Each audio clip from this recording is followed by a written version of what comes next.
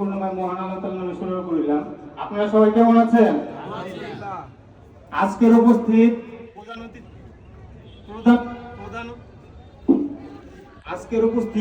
প্রধান অতিথি, বিশেষ অতিথি এবং সকল নেতৃবৃন্দকে আমার পক্ষ থেকে লাল গোলাপের শুভেচ্ছা এবং অসংখ্য ভালোবাসা।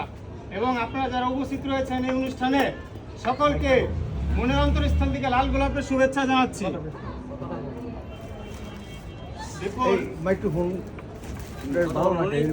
একটি বিষয় আপনারা খেয়াল করবেন, জাকের পার্টি কোনো জ্বালাময় বক্তব্য দিতে আসে না। জাকের পার্টি আসে সুরাহা করতে, সকল সমস্যার সুরাহা করতে। তো আমি এখন কিছু বিষয় নিয়ে কথা বলবো। কথাটা হলো ছাত্র বিষয় নিয়ে। তো আজকে আমাদের সমাজে 48% শিক্ষিত যুবক বেকারত্বের হাহাকারে ভুগছে।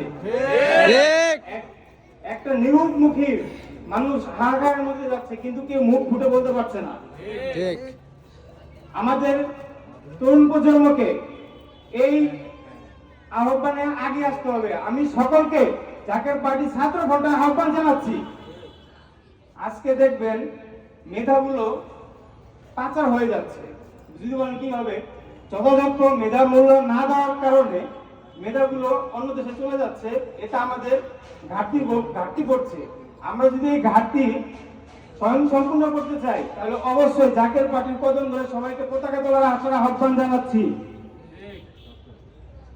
আজকের উপস্থিত বিশেষ নেতৃত্ববৃন্দ ও সমাজসেবক মোহাম্মদ আলম খানকে লাখ লাখ কোটি কোটি গোলাপের শুভেচ্ছা জানাচ্ছি। এই বলে আমি আমার বক্তব্য শেষ করতেছি। আসসালামু আলাইকুম ওয়া রাহমাতুল্লাহি ওয়া বারাকাতুহু। ধন্যবাদ। এখন আপনাদের সামনে